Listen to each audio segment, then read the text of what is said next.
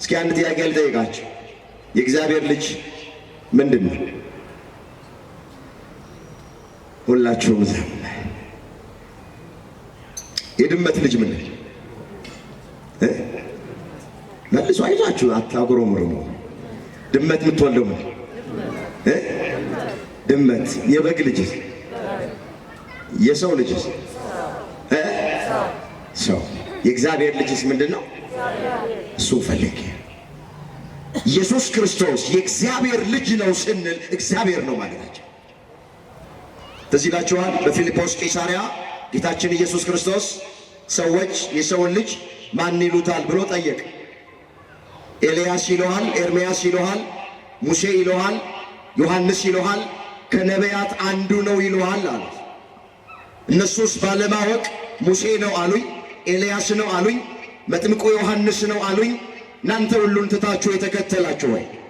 ከዋልኩበት የምትውሉ ካደርኩበት የምታድሩ የእጄን ተአምራት በዓይኖቻችሁ የተመለከታችሁ የቃሌን ትምህርት በጆሮአችሁ ያደመጣችሁ ዋስትና የሚያሰጥ ስራችሁን ትታችሁ እኔን የተከተላችሁኝ እናንተስ እኔን ማን ትሉኛላችሁ አለ። ቅዱስ ጴጥሮስ ምንድን ነው ያለው? አንተ ክርስቶስ የሕያው እግዚአብሔር ልጅ ነህ አለው። እግዚአብሔር ለእኛ ያለውን ፍቅር አውቀናል አምነንማል አለና እግዚአብሔር ፍቅር ነው። በፍቅር የሚኖር በእግዚአብሔር ይኖራል፣ እግዚአብሔርም በእርሱ ይኖራል። እስኪ አንድ ጊዜ ይሄን በብረት እንበለው። እግዚአብሔር በሉ እስኪ። ፍቅር ነው። በፍቅር የሚኖር በእግዚአብሔር ይኖራል፣ እግዚአብሔርም በእርሱ ይኖራል። ሥጋዬ እውነተኛ መብል ነው አለ፣ ደሜም እውነተኛ መጠጥ ነው አለ። ነፍስ የተለየው መለኮት ግን የተዋሃደው አማናዊ ሥጋና ደም ነው ሲል ነው። በዚህ በማቴዎስ ወንጌል ምዕራፍ 26 ቁጥር 26 ላይ ኢየሱስ ክርስቶስ ቅዱስ ቁርባንን መስዋዕተ ወንጌልን ሲመሰርተው ምንድን ያለው? ኅብስቱን አነሳ፣ ባረከ፣ እንካችሁ ነገ የሚቆረስ ሥጋዬ ነው ብሎ ሰጣቸው። ምን ነው ብሎ ሰጣቸው? ሥጋዬ ነው። ሥጋዬን ይመስላል አላላቸውም፣ ሥጋዬ ነው አላቸው። ለውጦ ሰጣቸው፣ ባርኮ ሰጣቸው። ጽዋውን አነሳ፣ ባረከው።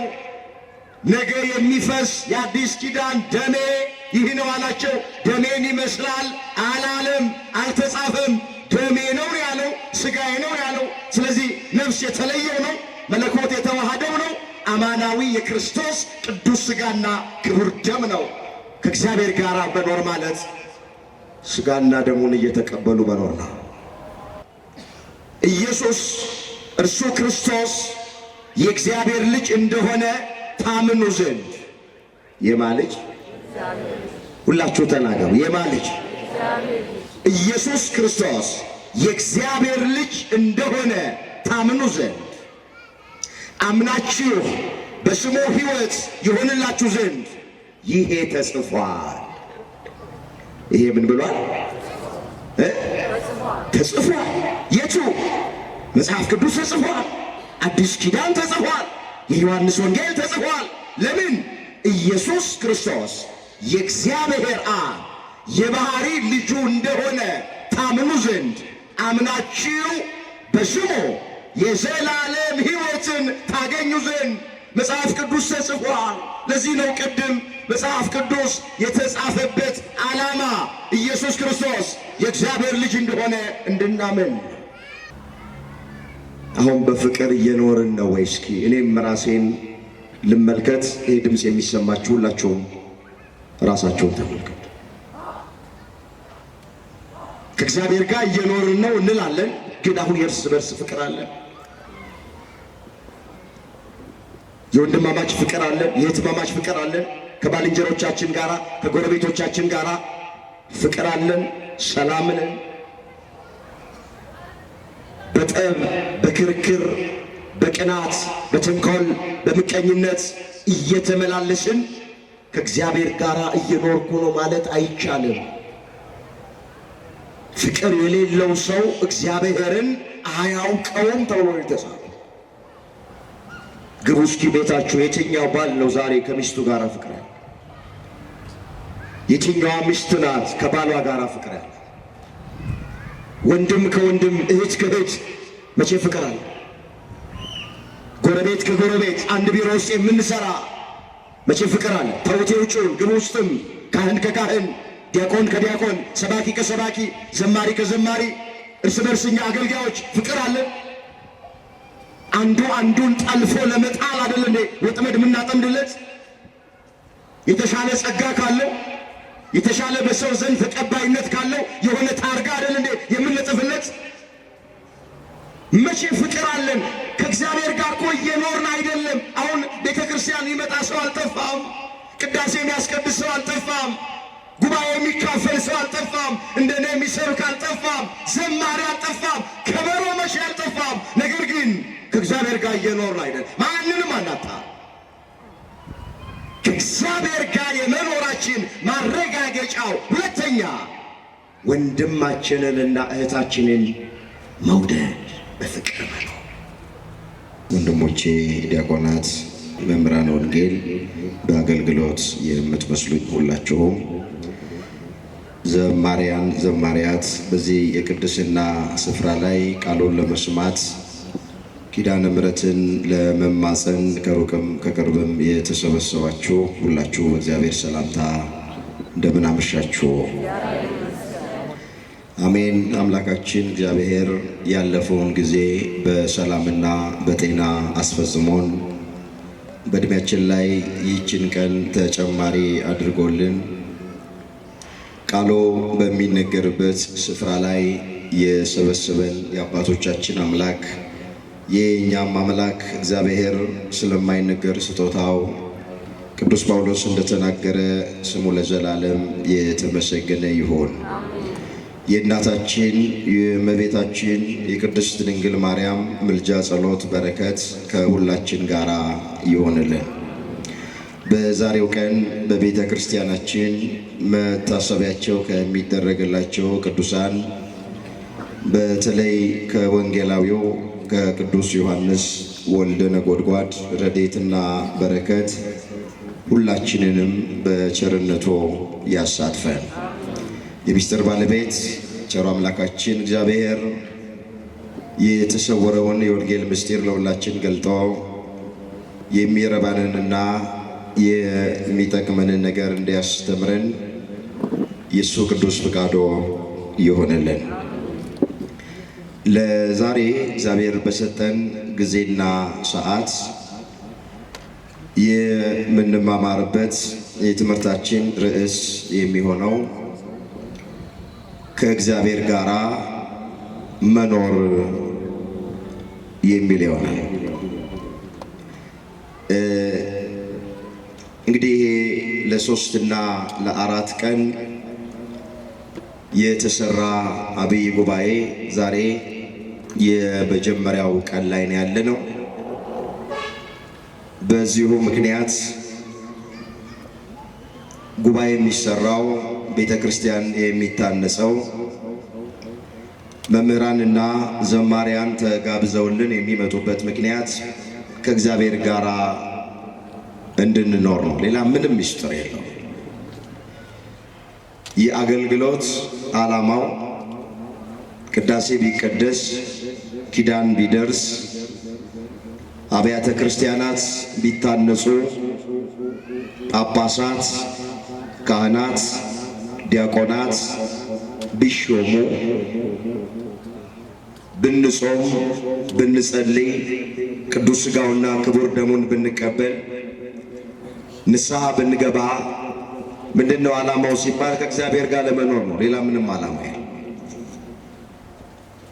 ገነትን የምንወዳት ሲኦልን ደግሞ የምንጠላው ገነት ውስጡ የሚያምሩ ፍራፍሬዎች ወይም አረንጓዴ ስለሆነች አይደለም። ሲኦልን የምንጠላበት ምክንያት ሲኦል ጨለማ ስለሆነ አይደለም። ገነት የምትወደደው በገነት እግዚአብሔር ስላለ፣ ሲኦልን የምንጠላት በሲኦል እግዚአብሔር ስለሌለ። ስለዚህ የሁሉም ነገር ዓላማው ከእግዚአብሔር ጋር ለመኖር ስለሆነ ይህም ጉባኤ የተሰራበት ምክንያት እንደዚሁ ስለሆነ በዚህ ርዕስነት መነሻ መጽሐፍ ቅዱስን መሰረት አድርገን እንደ እግዚአብሔር ፈቃድ እንቆያለን። የአባቶቻችን አምላክ እግዚአብሔር የቃሉን ደጅ ለሁላችንም ከፍቶ እንዲያስተምረን የእሱ ቅዱስ ፈቃዶ ይሆነልን። ለመነሻ እንዲሆንን ከመጽሐፍ ቅዱስ ላይ አንድ ታሪክ እናነሳል። በዮሐንስ ወንጌል በምዕራፍ 15 ከቁጥር 1 ጀምሮ የተጻፈውን ከርዕሳችን ጋር ስለሚዛመድ አንድ ጊዜ በቆሞ እናነበውና ከእግዚአብሔር ጋር መኖር ማለት እንዴት መኖር እንደሆነ እየዘረዘርን መጽሐፍ ቅዱስን መሰረት አድርገን ለዛሬ እንማማራለን። የዮሐንስ ወንጌል ምዕራፍ 15 ቁጥር 1 እንደዚህ ይላል።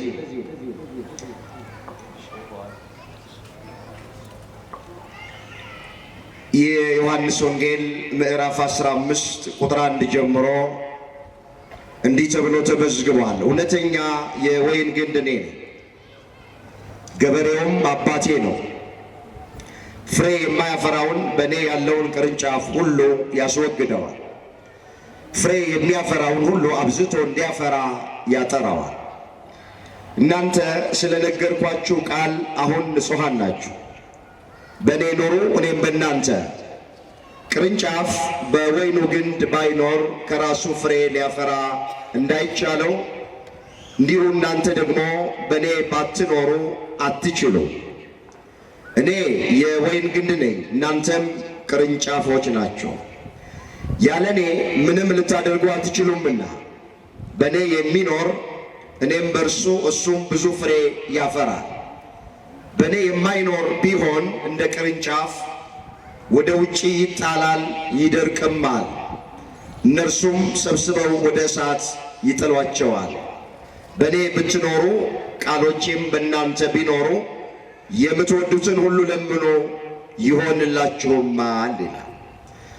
ስለ ቃሉ የቃሉ ባለቤት የሰራዊት ጌታ አምላካችን እግዚአብሔር ስሙ ለዘላለም የተመሰገነ ይሁን። አሁን ያነበብነው ታሪክ ጌታችን መድኃኒታችን ኢየሱስ ክርስቶስ ይከተሉት ለነበሩት ደቀ መዛሙርት በምሳሌ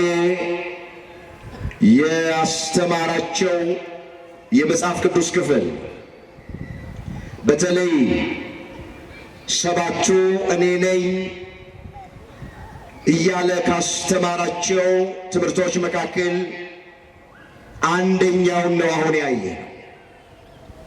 ሰባቱ እኔ ነኝ ብሎ ያስተማራቸው አንዱ የሕይወት እንጀራ እኔ ነኝ ብሎ አስተምሯል ጌታችን። የዓለም ብርሃን እኔ ነኝ ብሏቸዋል። የበጎች በር እኔ ነኝ ብለዋል። እውነት፣ መንገድ፣ ሕይወት እኔ ነኝ ብሏቸዋል። እውነተኛ የወይን ግንድም እኔ ነኝ ብሎ በምሳሌ ለጊዜው ለደቀ መዛሙርቱ ለፍጻሜው በዚህ ዘመን ላለን የአዲስ ኪዳን ክርስቲያኖች ተብለን ለምንጠራ ለኛ የተነገረ ቃል። አዎ ሐሰተኛ የወይን ግንድ አለና ከዛ ሲለይ እውነተኛ የወይን ግንድ እኔ ነኝ አለ ጌታችን። ገበሬውም አባቴ ነው አለ። ለምንድን ነው ብዙ እጽዋት ወይም ብዙ ተክሎች እያሉ ወይንን ለምሳሌነት የመረጠው? ሲሱን እንመልከተው። ወይንን ለምሳሌነት የመረጠበት ምክንያት ሌሎች ተክሎች ከግንዱ ላይ ቅርንጫፍ ቆርጣችሁ ብትተክሉት ይጸድቃል። ወይን ግን ቅርንጫፉን ከግንድ ላይ ለይታችሁት ቆርጣችሁት ብትተክሉት አይጸድቅም፣ ቅርንጫፉ ይደርቃል፣ ይጠወልጋል። ጌታችን መድኃኒታችን ኢየሱስ ክርስቶስ እውነተኛ የወይን ግንድ እኔ ነኝ ብለው ራሱን በወይን ግንድ የመሰለበት ምክንያት ቅርንጫፍ ከግንዱ ከተለየ የወይን እንደሚደርቅ እንደሚጠወልግ እናንተም እያላቸው ነው ደቀ መዛሙርት ሆይ ከኔ ከተለያችሁ በራሳችሁ ሕይወት የላችሁም እያላቸው ይህን ምስጢር ሲያመጣ ነው።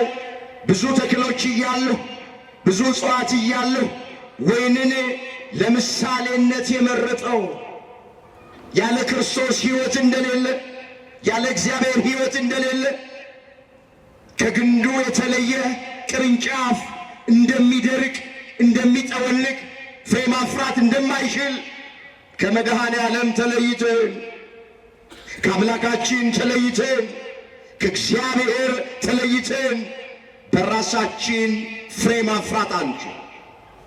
በራሳችን ሕይወት የለም። ስለዚህ ይህንን የወይን ግንድ ለምሳሌነት አመጣ። ዝቅ ብሎ እንዲህ አለ፣ ፍሬ የማያፈራውን በእኔ ያለውን ቅርንጫፍ ሁሉ ያስወግደዋል። አንድ ወይን የተከለ ገበሬ በግንዱ ላይ የተጣበቀ ቅርንጫፍ ፍሬ የማያፈራ ከሆነ ቅርንጫፉን ከግንዱ ለይቶ ያስወግደዋል። ፍሬ የማያፈራ ከሆነ ምን ይሰራል? ፍሬ የሚያፈራውን ግን ይለዋል አብዝቶ እንዲያፈራ ያጠራዋል። አንድ ወይን የተከለ ገበሬ ፍሬ የሚሰጠን ቅርንጫፍ አብዝቶ ፍሬ እንዲያፈራለት ይገርዘዋል፣ ያጠራዋል ማለት ይሄ ነው። ብዙ ፍሬ እንዲሰጠው ይንከባከበዋል፣ ይቆርጠዋል፣ ወይም በሚገባን ቋንቋ ይገርዘዋል ነው የሚለው። ዝቅ ብሎ ምን አለ? እናንተ ስለነገርኳችሁ ቃል አሁን ንጹሐን ናችኋል። አሁን ምንድናችሁ አላቸው? ስለነገርኳችሁ ቃል ስለምትሰሙት ቃል ንጹሐን ናችሁ አለ። ለጊዜው ደቀ መዛሙርቱን ለፍጻሜው ዕለት ዕለት ወደ መቅደሱ እየገሰገስን የእግዚአብሔርን ቃል ለምንሰማ ለእኛ የሚነገር ቃል ነው። አሁን ስለነገርኳችሁ ቃል ስለምትሰሙት ቃል ንጹሐን ናችሁ አለ። ወገኖቼ የእግዚአብሔርን ቃል መስማት ያነጻል። የእግዚአብሔርን ቃል መስማት ይቀድሳል። የእግዚአብሔርን ቃል መስማት ብፁዕ ያደርጋል። የእግዚአብሔርን ቃል መስማት ያሳርፋል። እንዳታቋርጡ ቃሉን መስማት እንዳትጠፉ። እንደዚህ ካለ ጉባኤ አንዳንድ ሰዎች ለምንድነው ጉባኤ ማትካፈለው? ለምንድነው ጉባኤ ማትካፈዩ? ለምን ቃሉን አትሰማም? ለምን ቃሉን አትሰሚም ብላችሁ ስትሏቸው ብዙ ዘመን ሰማ፣ ብዙ ዘመን ጉባኤ ተካፈሉ፣ ከብዙ መምህራን እግር ስር ቁጭ ብዬ ተሰብክ ያለው ተምር ያለው በሕይወቴ ለውጥ የለም። ስለዚህ መስማቴ ብቻ ምን ይጠቅመኛል? ባልሰማ ይሻለኛል ብለው የሚናገሩ ሰዎች ወገኖቼ ንገሯቸው። ቃሉን መስማት ብቻ ያነጻል አለ እኮ መጽሐፍ። ቃሉን መስማት ብቻ ብፁዕ ያደርጋል። ምን እንደሚለው ዘማቴዎስ 14 13 ቁጥር 16 ላይ የማቴዎስ ወንጌል ምዕራፍ 13 ቁጥር 16 ላይ ጌታችን ኢየሱስ ክርስቶስ ለተማሪዎቹ እንደዚህ አለ። ዛሬ እናንተ የምትሰሙትን ብዙ ነቢያትና ጻድቃን ሊሰሙ ወደዱ፣ ነገር ግን አልሰሙ። ዛሬ እናንተ በዓይኖቻችሁ የምታዩትን ብዙ ነቢያትና ጻድቃን ሊያዩ ወደዱ፣ ነገር ግን አላዩም። የእናንተ የሰሙ ጆሮቻችሁና ያዩ ዓይኖቻችሁ ብፁዓን ናቸው አላቸው። ምኖች ናቸው አላቸው? ብፁዓን ናቸው። ቃሉን መስማት ብፁዕ ያሰኛል፣ ብፁዕ ያደርጋል። ቃሉን መስማት ያሳርፋል፣ ያንጻል፣ ይቀድሳል፣ ይጠግናል። ቃሉ ከሚነገርባት ከቤተ ክርስቲያን ሁል ጊዜም እንዳንለይ መድኃኔዓለም ሁላችንን በቸርነቱ ይርዳል። አሁን ስለነገርኳችሁ ቃል ንጹሐን ናችሁ አለና በእኔ ኑሩ እኔም በእናንተ እኖራለሁ።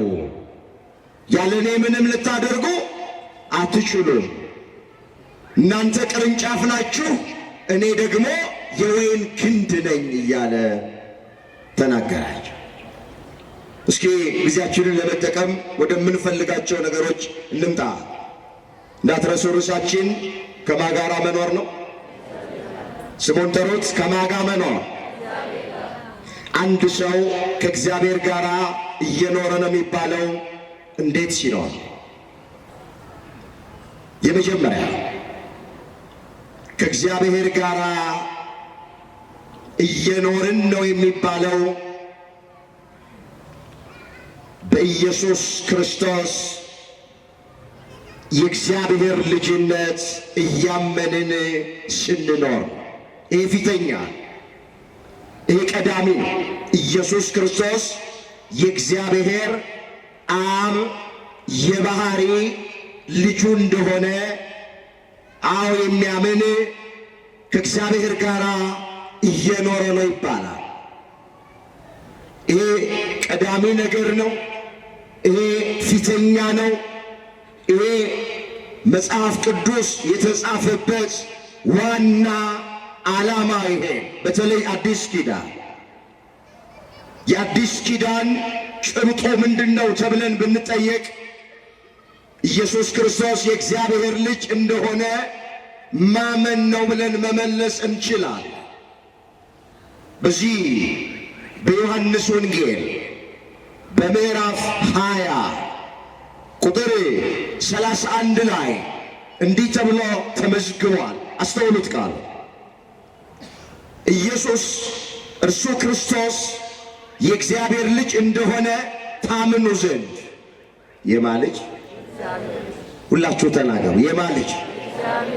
ኢየሱስ ክርስቶስ የእግዚአብሔር ልጅ እንደሆነ ታምኑ ዘንድ አምናችሁ በስሙ ሕይወት ይሆንላችሁ ዘንድ ይሄ ተጽፏል። ይሄ ምን ብሏል? ተጽፏል። የቱ? መጽሐፍ ቅዱስ ተጽፏል። አዲስ ኪዳን ተጽፏል። የዮሐንስ ወንጌል ተጽፏል። ለምን? ኢየሱስ ክርስቶስ የእግዚአብሔር አብ የባህሪ ልጁ እንደሆነ ታምኑ ዘንድ አምናችሁ በስሙ የዘላለም ሕይወትን ታገኙ ዘንድ መጽሐፍ ቅዱስ ተጽፏል። ለዚህ ነው ቅድም መጽሐፍ ቅዱስ የተጻፈበት ዓላማ ኢየሱስ ክርስቶስ የእግዚአብሔር ልጅ እንደሆነ እንድናምን። የወንጌል ዓላማ ይሄ ነው። በቃ የመጀመሪያው ፊተኛው የወንጌሉ ዓላማ ይሄ ነው። ቅዱስ ጳውሎስ በሮሜ ለሚገኙት ክርስቲያኖች ይህንን እንዲህ አድርገው አምጥቶታል። ሮሜ ምዕራፍ 1 ቁጥር 3 ላይ ሐዋርያ ልሆን የተጠራ የኢየሱስ ክርስቶስ ባሪያ ጳውሎስ በነቢያት አፍ በቅዱሳን መጻሕፍት አስቀድሞ ተስፋ ለሰጠው ለእግዚአብሔር ወንጌል ተለየ ብሎ ይጀምራል።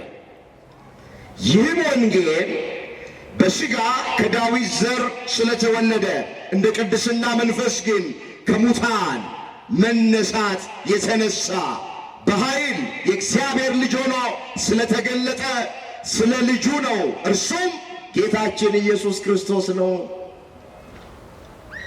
አስተውሉት። ቃል በሥጋ ከዳዊት ዘር ስለተወለደው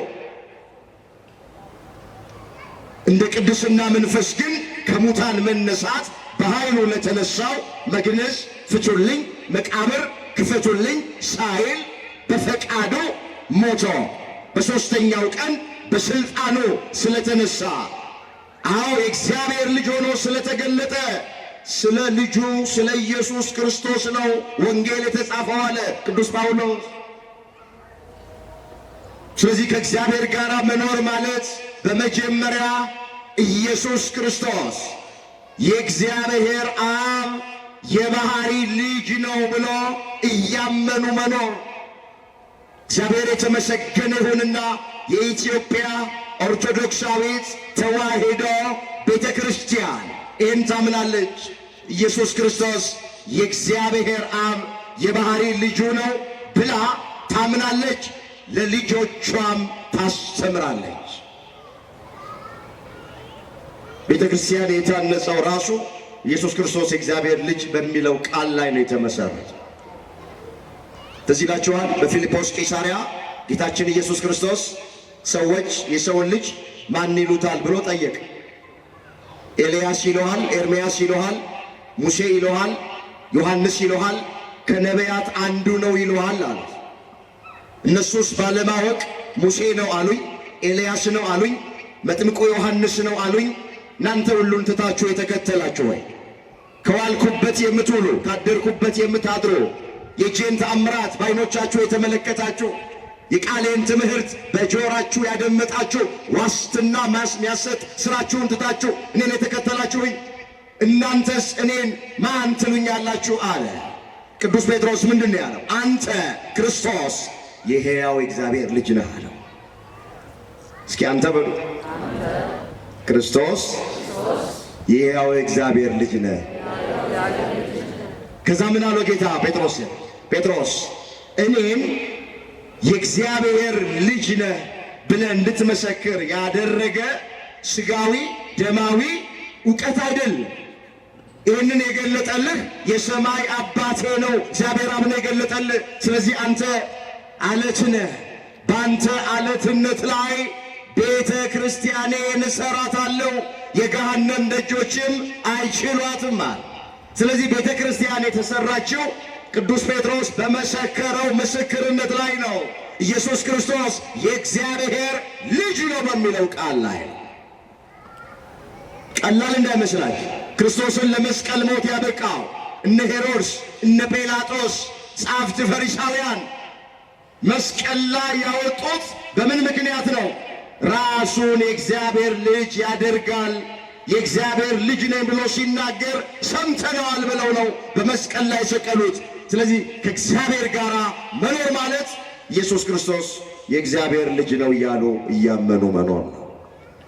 ይህንን እያመንን እንድንኖር አምላካችን እግዚአብሔር ሁላችንን ይርዳል። እስኪ አንድ ጥያቄ ልጠይቃችሁ። የእግዚአብሔር ልጅ ምንድን ነው? ሁላችሁም ዘም የድመት ልጅ ምን መልሶ አይዛችሁ አታጉረምርሙ። ድመት የምትወልደው ምን? ድመት። የበግ ልጅ? የሰው ልጅ? ሰው። የእግዚአብሔር ልጅስ ምንድን ነው? እሱ ፈልጌ ኢየሱስ ክርስቶስ የእግዚአብሔር ልጅ ነው ስንል እግዚአብሔር ነው ማለታችን። ለምን የእግዚአብሔር ልጅ ሌላ ሊሆን አይችልም። ስለዚህ የመጀመሪያ ከእግዚአብሔር ጋር መኖር እንዴት ነው ስንል በእምነት ነው የምንኖር። ምንድን ነው የምናምነው ስንል ኢየሱስ ክርስቶስ የእግዚአብሔር ልጅ እንደሆነ እናምናለን። ይህን ስናምን ከእግዚአብሔር ጋር እየኖርን ነው። ይህን የሚያስረግጥ እስኪ አንድ ቃል እናንሳ። እዚህ አንደኛ ዮሐንስ ምዕራፍ 4 ቁጥር 15 ላይ ቅዱስ ዮሐንስ እንደዚህ አድርጎ አምጥቶታል። ኢየሱስ የእግዚአብሔር ልጅ እንደሆነ በሚታመን ሁሉ እግዚአብሔር በእርሱ ይኖራል፣ እርሱም በእግዚአብሔር ይኖራል። እስኪ አብረን ድምፃችንን አውጥተን ይሄንን ቃል እንናገር። ኢየሱስ በሉ እስኪ የእግዚአብሔር ልጅ እንደሆነ በሚታመን ሁሉ እግዚአብሔር በእርሱ ይኖራል፣ እርሱም በእግዚአብሔር ይኖራል። አቃመጣ ኢየሱስ ክርስቶስ የእግዚአብሔር ልጅ እንደሆነ በሚታመን ማለት አምኖ በሚመሰክር። መታመን ማለት መመስከር ማለት ባመኑበት ነገር አለማፈር ነው። ይህን ብናገር ይሄ ይገጥመኛል፣ መከራ ይገጥመኛል፣ ስደት ይገጥመኛል፣ ግርፋት ይገጥመኛል ብሎ ሳያፍሩ ሳይፈሩ መመስከር ማለት ነው። መታመን ማለት እሱ ነው። ኢየሱስ ክርስቶስ የእግዚአብሔር ልጅ እንደሆነ በሚታመን በሚመሰክር እግዚአብሔር በእርሱ ይኖራል፣ እሱም ከእግዚአብሔር ጋር ይኖራል። ይህንን እየመሰከርን ይህም በሚመሰከርባት ቤተ ክርስቲያን ጸንተን እንድንኖር አምላካችን እግዚአብሔር ሁላችንን በቸርነቱ ይርዳ። ወደ ሁለተኛው እንሂድ። ሁለተኛ ከእግዚአብሔር ጋር መኖር ማለት በፍቅር መኖር ማለት። ፍቅር በሁለት ይከፈላል። ፍቅረ እግዚአብሔርና ፍቅረ ቢጽ። በመጀመሪያ እግዚአብሔርን በፍጹም ልባችን፣ በፍጹም ነፍሳችን፣ በፍጹም ኃይላችን መውደድ፣ ከዚያ ባልንጀራችንንም እንደ ራስ አድርጎ መውደድ። ይህን ካደረግን ከእግዚአብሔር ጋር እየኖርን ነው ማለት ነው። ፊተኛው እግዚአብሔርን ወገኖቼ በፍጹም ልብ በፍጹም ነፍስ መውደድ እንዲህ ተብሎ ነው የተጻፈው። ዘዳግም ምዕራፍ 6 ቁጥር 4 ጀምሮ መለከተዋል። አስተውሉት እስኪ ይህንን ኃይለ ቃል። ኦሪት ዘዳግም ምዕራፍ 6 ቁጥር 4 እስራኤል ሆይ ስማ ብሎ ይጀምራል። አምላካችን እግዚአብሔር አንድ እግዚአብሔር። እግዚአብሔር ስንት ነው? አቤት አንድ ነው። አንተም አምላክ እግዚአብሔርን በፍጹም ልብህ፣ በፍጹምም ነፍስህ፣ በፍጹምም ኃይልህ ውደድ። ምን አድርግ? ምን አድርግ? በፍጹም ነፍስህ፣ በፍጹም ኃይልህ፣ በፍጹም ልብህ እግዚአብሔርን ውደድ። ዛሬ አንተን የማዘውን ይህንን ቃል በልብህ ያዝ፣ ለልጆች አስተምረው። በልብህ ያዝ፣ ለልጆች አስተምረው። በቤት ስትቀመጥ፣ በመንገድ ስትሄድ፣ ስትተኛ፣ አዎ ስትነሳ ተጫወተው አለ። ቃሉን አስተውሉት። በፍጹም ልብ፣ በፍጹም ነፍስ፣ በፍጹም ኃይል እግዚአብሔርን መውደድ ፍቅረ እግዚአብሔር። ባል ከሚስቱ በላይ እግዚአብሔርን መውደድ አለበት አስቀድሞ። ሚስት ከቃል ኪዳን ባሏ በላይ እግዚአብሔርን መውደድ አለባት። ልጆች ከወላጆቻቸው በላይ እግዚአብሔርን መውደድ አለባቸው። ወላጆች ከልጆቻቸው በላይ እግዚአብሔርን መውደድ አለባቸው። ከእግዚአብሔር ጋር እኖራለሁ የሚል ሰው ከሁሉ ነገር አስቀድሞ ማንን መውደድ አለበት? ፍቅር እግዚአብሔር። ለምንድን ነው እግዚአብሔርን የምንወደው? አስቀድሞ እሱ ስለወደደን። ሳንወደው የወደደን እሱ ነው። እኛን ሳይፈጥረን ለእኛ የሚያስፈልገውን ነገር ስላዘጋጀልን እንወደዋለን። ሌሎቹን ስነ ፍጥረታት በሐልዮ፣ በዝምታ፣ በነቢብ፣ በንግግር ሲፈጥር እኛን የሰው ልጆች በእጁ ስላበጃጀን፣ በመዳፎቹ ስለቀረጸን፣ ግሩምና ድንቅ አድርጎ ስለሰራን እንወደዋለን። ታውቃላችሁ ስነ ፍጥረት ብዙውን አንድ እያሉ ሲቆጥሩ ሊቃውንት እንደሚናገሩት 22 ናቸው። 21ዱን ስነ ፍጥረታት እግዚአብሔር የፈጠረው በአርምሞ ነው፣ በነቢብ ነው። የሰው ልጅን ብቻ በገቢር ፈጥሮታል። ከሰው በስተቀር እግዚአብሔር በእጁ የፈጠረው የሰራው ማንም የለም። ስለዚህ ይወደናል እግዚአብሔር። ይህ ፍቅሩን ይገልጣል። ስለዚህ ይህንን እግዚአብሔር ከምንም በላይ ከማንም በላይ መውደድ፣ ከእሱ ጋር የመኖር ሁለተኛው ምልክቱ እግዚአብሔርን መውደድ ነው። እሱን በፍጹም ልባችን በፍጹም ነፍሳችን እየወደድን እንድንኖር አምላካችን እግዚአብሔር ሁላችንን በቸርነቱ ይርዳል። አንድ ሕግ አዋቂ ወደ ኢየሱስ ክርስቶስ ቀረበና የዘላለም ሕይወት እንዳገኝ ምን ላድርግ ብሎ ጥያቄ አቀረበለት። በዚህ በሉቃስ ወንጌል ምዕራፍ 10 ቁጥር 25 ጀምሮ የተመዘገበ ቃል። እነሆ አንድ ሕግ አዋቂ ሊፈትነው ተነስቶ መምህር ሆይ የዘላለም ሕይወት እንድወርስ ምን ላድርግ አለው። እርሱም በሕግ የተጻፈው ምንድን ነው? እንዴትስ ታነበዋለህ አለ። እሱም እንዲህ ብሎ መለሰ፣ በፍጹም ነፍስህ፣ በፍጹም ኃይልህ፣ በፍጹም አሳብህ እግዚአብሔርን ውደድ፣ ባልንጀራህንም እንደ ራስህ ውደድ አለው። ኢየሱስም እውነት እልሃለሁ፣ አዎ ሂድ፣ ይህንን አድርግ፣ የዘላለምን ሕይወት ታገኛለህ። ስለዚህ ከእግዚአብሔር ጋር መኖር ወገኖቼ፣ እግዚአብሔርን መውደድ፣ በፍቅር መኖር፣ እግዚአብሔርን እየወደዱ መኖር፣ እግዚአብሔርን እያፈቀሩ መኖር፣ ለሱ እየተገዙ መኖር። ከዛ ደግሞ በዓይናችን የምናየው አጠገባችን ያለውን ወንድማችንንና እህታችንን እየወደድን መኖር፣ ፍቅረ ቢጽ የሚባለው ማለት ነው። እግዚአብሔር የእርስ በርስ ፍቅር ለሁላችንም በቸርነቱ ያደለን። እዚህ በአንደኛ ዮሐንስ መልእክት ላይ ምዕራፍ 3 ቁጥር 24 ላይ እንዲህ የሚል ቃል ተመዝግቧል። አስተውሉት ይህንን ኃይለ ቃል።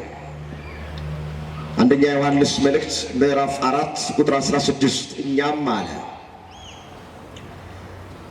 እግዚአብሔር ለእኛ ያለውን ፍቅር አውቀናል አምነንማል አለና፣ እግዚአብሔር ፍቅር ነው፣ በፍቅር የሚኖር በእግዚአብሔር ይኖራል፣ እግዚአብሔርም በእርሱ ይኖራል። እስኪ አንድ ጊዜ ይሄን በህብረት እንበለው። እግዚአብሔር በሉ እስኪ። ፍቅር ነው፣ በፍቅር የሚኖር በእግዚአብሔር ይኖራል፣ እግዚአብሔርም በእርሱ ይኖራል። በቃ ከእግዚአብሔር ጋር መኖር ማለት ሁለተኛ በፍቅር መኖር ነው። መጽሐፍ ሲጀምር ምን አለ? እግዚአብሔር ፍቅር ነው። እግዚአብሔር ምንድን ነው አለ? ፍቅር ነው። ፍቅር ሌላኛው የእግዚአብሔር ስሙ ነው። ፍቅር የሌለው እግዚአብሔርን አያውቅም። እግዚአብሔር ፍቅር ነውና ተብሎም ተጽፏል። አንደኛ ዮሐንስ መልእክት ምዕራፍ 4 ቁጥር 9 ላይ በፍቅር ስንኖር ወገኖቼ እኛ ከእግዚአብሔር ጋር እንኖራለን፣ እግዚአብሔርም ከእኛ ጋር ይኖራል። አሁን በፍቅር እየኖርን ነው ወይ? እስኪ እኔም ራሴን ልመልከት። ይህ ድምፅ የሚሰማችሁ ሁላችሁም ራሳቸውን ተመልከቱ። ከእግዚአብሔር ጋር እየኖርን ነው እንላለን፣ ግን አሁን የእርስ በርስ ፍቅር አለን? የወንድማማች ፍቅር አለን? የእህትማማች ፍቅር አለን? ከባልንጀሮቻችን ጋራ ከጎረቤቶቻችን ጋራ ፍቅር አለን? ሰላም ነን? በጠብ በክርክር በቅናት በተንኮል በምቀኝነት እየተመላለስን ከእግዚአብሔር ጋር እየኖርኩ ነው ማለት አይቻልም። ፍቅር የሌለው ሰው እግዚአብሔርን አያውቀውም ተብሎ የተጻፈ። ግቡ እስኪ ቤታችሁ። የትኛው ባል ነው ዛሬ ከሚስቱ ጋር ፍቅር ያለ? የትኛዋ ሚስት ናት ከባሏ ጋር ፍቅር ያለ? ወንድም ከወንድም እህት ከእህት መቼ ፍቅር አለ?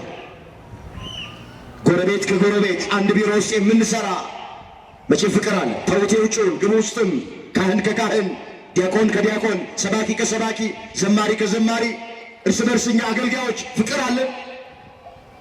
አንዱ አንዱን ጠልፎ ለመጣል አይደል እንዴ ወጥመድ የምናጠምድለት?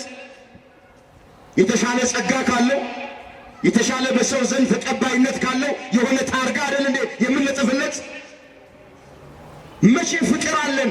ከእግዚአብሔር ጋር እኮ እየኖርን አይደለም። አሁን ቤተ ክርስቲያን ይመጣ ሰው አልጠፋም።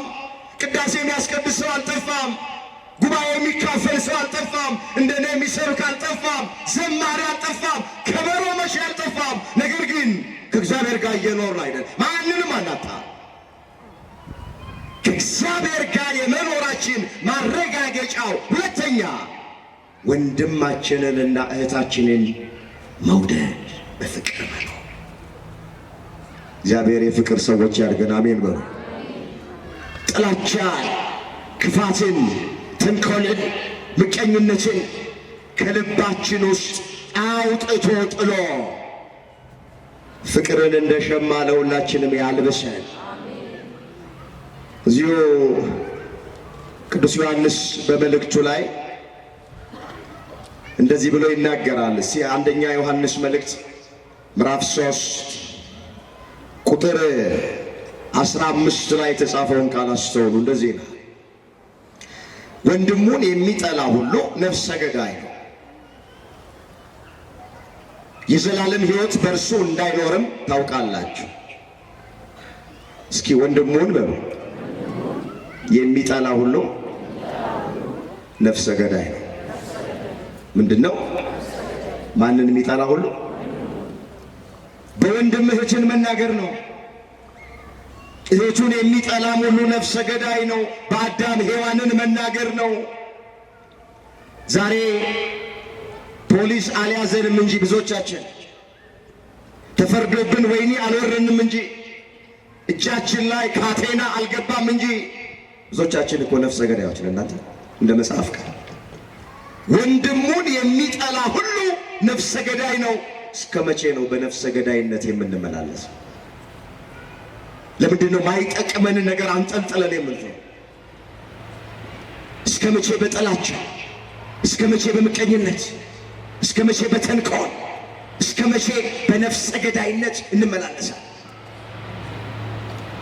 ስለዚህ ከእግዚአብሔር ጋር መኖር ማለት ሁለተኛ ምንድነው ስንል አምላካችን እግዚአብሔርን በፍጹም ልባችን፣ በፍጹም ነፍሳችን፣ በፍጹም ኃይላችን መውደድ፣ ባልንጀራችንንም እንደ ራሳችን አድርገን መውደድ። መጽሐፍ ፍቅር የሕግ ፍጻሜ ነው ተብሎ ተጽፏል። እዚህ ሮሜ ላይ የተመዘገበ ቃል አስተውሉት እስኪ ይህንን ኃይለ ቃል። አትስረቅ የሚለው፣ አታመንዝር የሚለው፣ አትዋሽ የሚለው ነገሮች በሙሉ የተጠቀልለው ፍቅር በሚባለው ቃል ነው። እዚህ ሮሜ ምዕራፍ 13 ቁጥር 8 ጀምሮ የተመዘገበ ቃል እንዲህ ይላል፣ እርስ በርሳችሁ ከመዋደድ በቀር ለማንም ዕዳ አይኖርባችሁ ብሎ ይጀምራል። ሌላውን የሚወድ ሕግን ፈጽሟታል። አታመንዝር፣ አትግደል፣ አትስረቅ፣ በውሸት አትመስክር፣ አትመኝ የሚለው ከሌላይቱ ትእዛዝ ሁሉ ጋር በዚህ ባልንጀራህን እንደ ነፍስህ ውደድ በሚለው ቃል ተጠቅልሏል። ፍቅር ለባልንጀራው ክፉ አያደርግም። ስለዚህ ፍቅር የሕግ ፍጻሜ ነው አለ። ሕግ ሁሉ የተጠቀለለው ፍቅር በሚለው ሶስት ቃል ነው። አባቶቻችን ምን ይላሉ? የሺህ ፍልጥ ማሰሪያው ልጥ ይላል። የሁሉም ነገር ማሰሪያ፣ የሁሉም ነገር መጠቅለያ ፍቅር ነው። ፍቅር የሕግ ፍጻሜ ነው። አታመንዝር፣ አትስረቅ፣ አትግደል፣ አትመኝ የሚሉት ትእዛዛት በሙሉ ባልንጀራህን እንደ ራስህ አድርገህ ውደድ በሚለው በዚህ ቃል ተጠቅልለዋል። ባልንጀራችንን የምንወደው ከሆነ የእሱን ንብረት ሀብት አንመኝ። ባልንጀራችንን የምንወደው ከሆነ ሚስቱን አንመኝ። በቃ ፍቅር የሁሉም ነገር መጠቅለያ ነው። አምላካችን እግዚአብሔር ይሄንን ፍቅር እንደ ልብስ ሁላችንን ያልብሰን። እስኪ የፍጻሜው ማሰሪያ የሆነ ፍቅርን ልበሱት። ፍቅርን ምን ልበሉት? እንግዲህ የክርስቲያን ልብሱ ፍቅር ነውና ፍቅርን እንድንለብስ አምላካችን እግዚአብሔር ሁላችንን በቸርነቱ ይርዳን፣ ያግዘን። እዚህ ቆላስይስ ምዕራፍ 3 ቁጥር 14 ላይ የተመዘገበ የእግዚአብሔር ቃል የፍጻሜ ማሰሪያ የሆነ ፍቅርን ልበሱት። የክርስቲያን ልብሱ መለያየት አይደለም። የክርስቲያን ልብሱ ጠብ፣ ክርክር አይደለም። የክርስቲያን ልብሱ ዘረኝነት አይደለም። የክርስቲያን ልብሱ ፍቅር ነው። የፍጻሜ ማሰሪያ የሆነ ፍቅርን ልበሱት። እስከ መቼ መለያየትን ለብሰን? መታወቂያችን ልብሳችን እኮ ፍቅር እኮ ነው። መጽሐፍ ቅዱስ እንደሚል እርስ በርሳችሁ ብትዋደዱ ብትፋቀሩ ደቀ መዛሙርቴ መሆናችሁን ሰዎች በዚህ ያውቃሉ አለ መጽሐፍ። የሁላችሁ ክርስቲያን መሆናችን፣ ደቀ መዛሙርት መሆናችን፣ የክርስቶስ ተከታዮች መሆናችን መታወቂያው አንገታችን ላይ ያሰረው ማዕተብ አይደል። እሱ አፋዊ ምልክት ነው። ነጠላችን አይደል፣ ጥምጥማችን አይደለም። ይሄ የለበስኩት ሰናፊል ቀሚስ አይደለም፣ መስቀሉ አይደለም፣ ጥምጥሙ አይደለም። እነዚህ ነገሮች ክርስቲያን የመሆናችን አገልጋይ የመሆናችን ውጫዊ አፋዊ ምልክቶች ናቸው። አያስፈልግም አልወጣንም። ውጫዊ ምልክቶች ናቸው። ማዕተብ ውጫዊ ምልክት ነው። ነጠላ ውጫዊ ምልክት ነው። ቀሚስ ውጫዊ ምልክት ነው። ሰናፊል ውጫዊ ምልክት ነው። ሞጣይቱ ውጫዊ ምልክት ነው። ያበራው መስቀላችን ውጫዊ ምልክት ነው። ክርስቲያን የመሆናችን ውሳጣዊው ምልክት ግን ፍቅር ነው። መጽሐፍ እርስ በርሳችሁ ፍቅር ቢኖራችሁ አለ ደቀ መዛሙርቴ መሆናችሁን ሰዎች በዚህ ያውቃሉ አለ። ብዙዎቻችን መታወቂያችንን ጠለነዋል። መታወቂያችን ፍቅር ነው።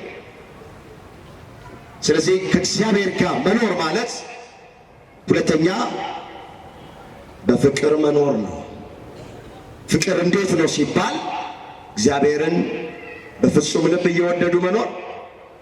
ባልንጀራ ማለት ጎረቤት፣ የሰፈር ልጅ ማለት አለ። ባልንጀራ ማለት የሁላችሁ የሰው ዘር በሙሉ የአዳም ልጅ በሙሉ በዓይናችን የምናየው አጠገባችን ያለ ሁሉ እሱ ባልንጀራችን። ስለዚህ ባልንጀራህን እንደ ራስህ አድርገህ ውደድ ሲል ሁላችሁ እንዳትሳሳቱ።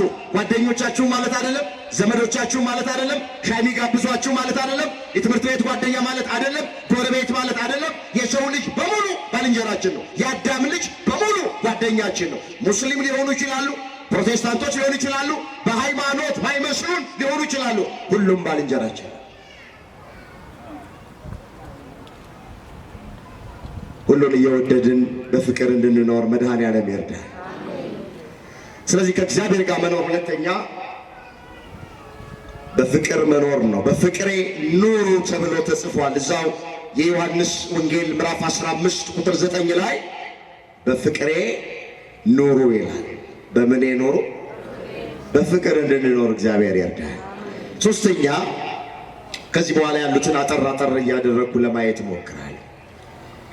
ከእግዚአብሔር ጋር መኖር ሶስተኛ ቅዱስ ሥጋውን ክቡር ደሙን እየተቀበሉ መኖር። እስኪ ቅዱስ ሥጋውን በሉ፣ ክቡር ደሙን እየተቀበሉ መኖር ማለት ነው። ከማን ጋር መኖር? ከእግዚአብሔር ጋር። ለዚህ ማስረጃ የሚሆነን ቃል የዮሐንስ ወንጌል ምዕራፍ 6 ቁጥር 56 ላይ ነው። ላነበው ፈልጋለሁ። እንደዚህ ይላል። የዮሐንስ ወንጌል ምዕራፍ 6 ቁጥር 56 ላይ እንደዚህ ይላል፣ ሥጋዬን የሚበላ ደሜን የሚጠጣ በእኔ ይኖራል፣ እኔም በእርሱ እኖራለሁ። እስኪን በለው፣ ሥጋዬን የሚበላ ደሜን የሚጠጣ በእኔ ይኖራል፣ እኔም በእርሱ እኖራለሁ። ከእግዚአብሔር ጋር መኖር ይሄ ነው። ሶስተኛ ቅዱስ ሥጋውን ክቡር ደሙን እየተቀበሉ መኖር። ሥጋዬ ይላል ከላይ እውነተኛ መብል ነው፣ ደሜም እውነተኛ መጠጥ ነው። ሥጋዬን የሚበላ ደሜን የሚጠጣ የዘላለም ሕይወት አለው። ሥጋዬን የማይበላ ደሜን የማይጠጣ የዘላለም ሕይወት የለውም። ስንቶቻችን ለዚህ በቅተናል? በሥጋው ደሙ እየኖርን ነው። ስንቶቻችን እስኪ ራሳችንን ጉባኤ መካፈል፣ የእግዚአብሔርን ቃል መስማት፣ ቤተ ክርስቲያን መምጣት ከጀመርን ስንት ዘመን ሆነን? ግን ንስሐ ገብተን ራሳችንን ለካህን አሳይተን የቀማነውን መልሰን የበደልነውን ሰው ክሰን ከተጣላነው ጋራ ታርቀን ስንቶቻችን ነው ወደዚህ የሕይወት ማዕድ የቀረበው? እስኪ በደንብ ሁላችንም ራሳችን ቅዱስ ሥጋውን ክቡር ደሙን የማይቀበል ሰው መጽሐፍ ቅዱስ እንደሚነግረን ከክርስቶስ ጋር እየኖርኩ ነው ማለት አይችልም። ከእግዚአብሔር ጋር አለሁ ማለት አይችልም። መገለጫው ይሄ ነው። የተቆረሰልን ሥጋ የፈሰሰልንን ደም ስንቀበል ያን ጊዜ ከአምላካችን ጋር ነን። ሥጋዬ እውነተኛ መብል ነው አለ፣ ደሜም እውነተኛ መጠጥ ነው አለ። ነፍስ የተለየው መለኮት ግን የተዋሃደው አማናዊ ሥጋና ደም ነው ሲል ነው። በዚህ በማቴዎስ ወንጌል ምዕራፍ 26 ቁጥር 26 ላይ ኢየሱስ ክርስቶስ ቅዱስ ቁርባንን መስዋዕተ ወንጌልን ሲመሰርተው ምንድን ያለው? ኅብስቱን አነሳ፣ ባረከ፣ እንካችሁ ነገ የሚቆረስ ሥጋዬ ነው ብሎ ሰጣቸው። ምን ነው ብሎ ሰጣቸው? ሥጋዬ ነው። ሥጋዬን ይመስላል አላላቸውም። ሥጋዬ ነው አላቸው። ለውጦ ሰጣቸው፣ ባርኮ ሰጣቸው። ጽዋውን አነሳ፣ ባረከው። ነገ የሚፈስ የአዲስ ኪዳን ደሜ ይህ ነው አላቸው። ደሜን ይመስላል አላለም፣ አልተጻፈም። ደሜ ነው ያለው፣ ሥጋዬ ነው ያለው። ስለዚህ ነፍስ የተለየው ነው፣ መለኮት የተዋሃደው ነው። አማናዊ የክርስቶስ ቅዱስ ሥጋና ክቡር ደም ነው። ከእግዚአብሔር ጋር መኖር ማለት ሥጋና ደሙን እየተቀበሉ መኖር ነው። ብዙዎቻችን በልጅነታችን እንቀበል ነበር። ካደግን በኋላ ግን ከዚህ ርቀናል። ስንጠየቅ ብዙ ምክንያቶች እናቀርባለን፣ አጥጋቢ የማይባሉ ምክንያቶች። አንዳንዶቻችን አይ እኔ መቀበል ፈልጌ ነበረ፣ የንስሐ አባቴን ሳማክራቸው ጓደኛ አለህ ወይ ጮኛ አለህ ወይ ብሎ ይጠየቁኝ፣ የለኝም ስላቸው እንዳትቀበል አለኝ። አሁን ይሄ የልማድ ክርስትና ሰው ወደዚህ ሕይወት ለመቅረብ ግዴታ አይደለም። ላናገባ እኮ እንችላለን፣ ወይም ደግሞ እግዚአብሔር በፈቀደው ጊዜ ወደዚህ ሕይወት ልንገባ እንችላለን። ቀድመን ብንሞትስ ብንጠራስ? የሃይማኖት አባቶችን ብንሆን ካህናትን ብንሆን ምናልባት ይህን ጥያቄ የሚጠይቁን እንዳንሰናከል፣ እንዳንወድቅ፣ እግዚአብሔርን እንዳንበድለው፣ እንዳናሳዝነው ብሎናል። ግን አስተምሮ ነግሮ ፍላጎት አሳይቶ ፍቃደኛ ሆኖ የመጣውን ሰው መከልከል ማራቅ አይገባ።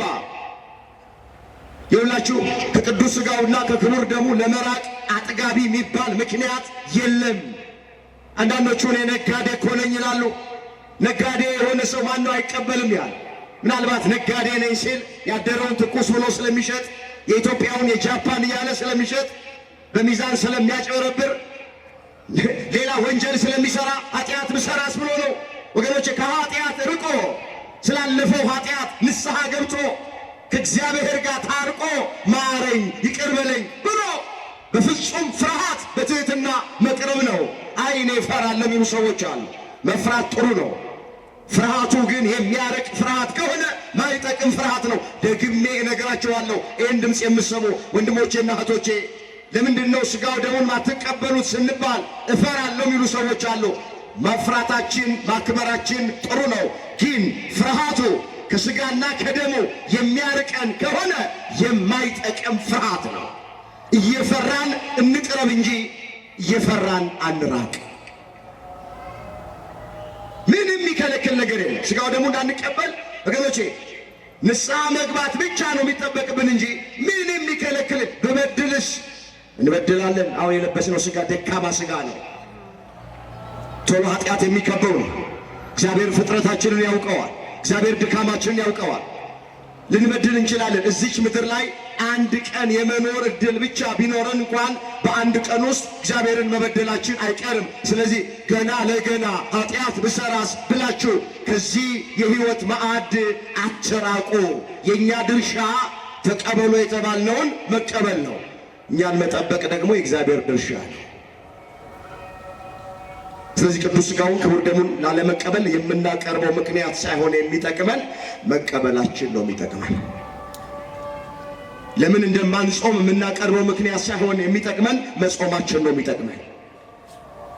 ለምን ውዳሴ ማርያማችንን እንዳቋረጥን እንደማንጸልይ የምናቀርበው ምክንያት ሳይሆን የሚጠቅመን መጸለያችን ነው የሚጠቅመን።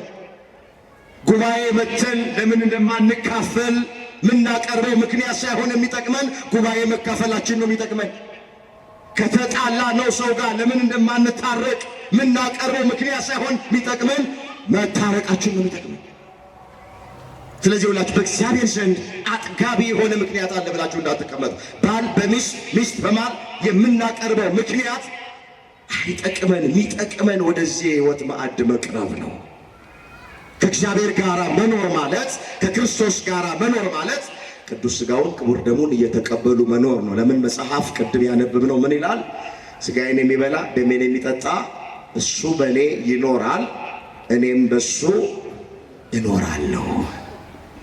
ወስነን ምክንያት መስጠትተን ዛሬ ነገ ሳንል መቼ እንደምንጠራ ስለማናውቅ ዘመናችን አጭር ስለሆነ ጠዋት ያየናቸውን ከሰዓት ማየት እየተቸገሩ ስለሆነ ቅዱስ ሥጋውን ክቡር ደሙን ተቀብለን ተዘጋጅተን እንድንኖር መድኃኔዓለም ሁላችንን ይርዳል።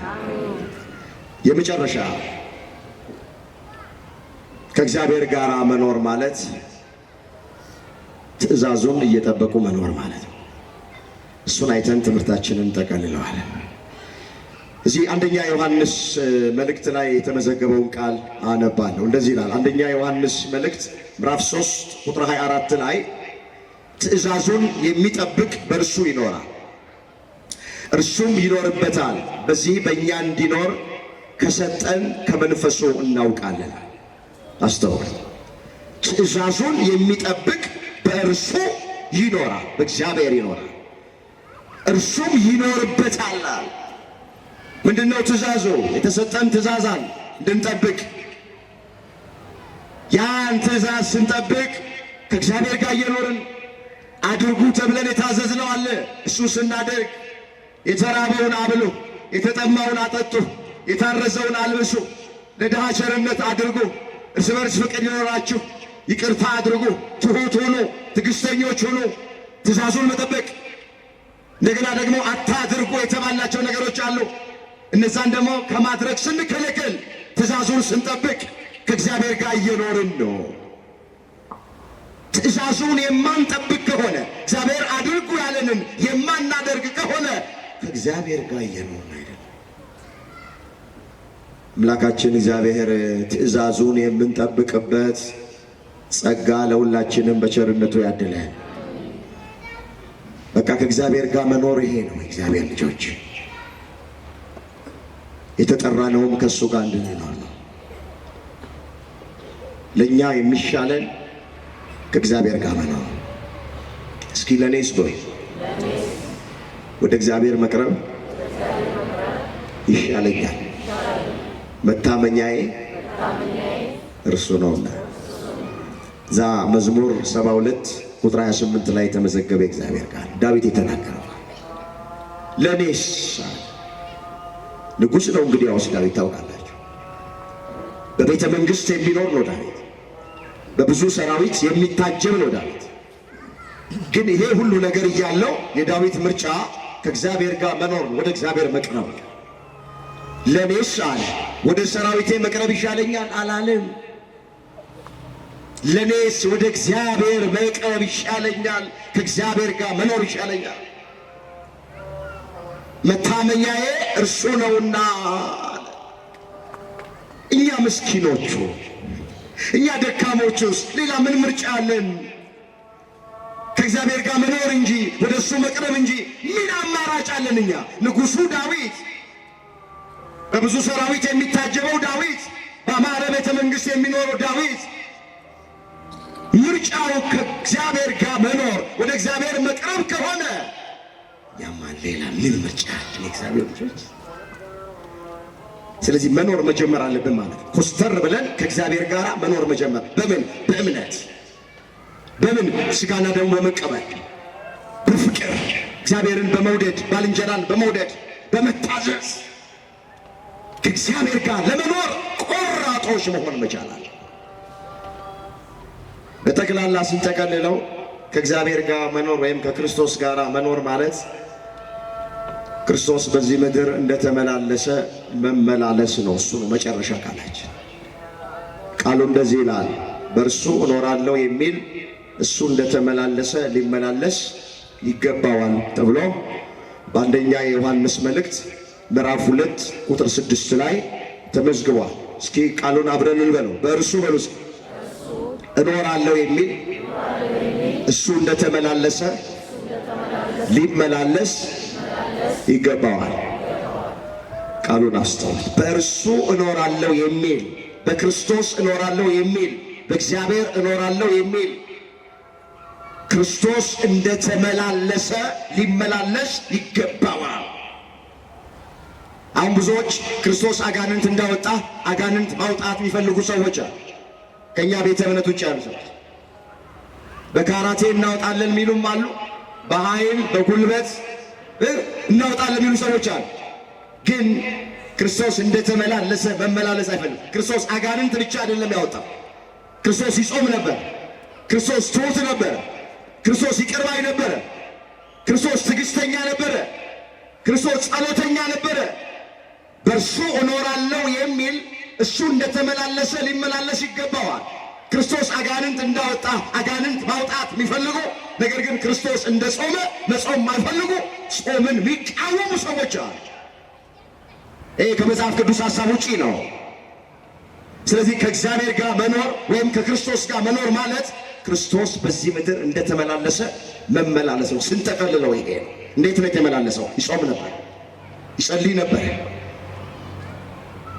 ትዕግስተኛ ነበር፣ ትሑት ነበር፣ ይቅር ባይ ነበረ፣ ታዛዥ ነበረ፣ ለመስቀል ሞት ታዘዘ አለው ቅዱስ ጳውሎስ።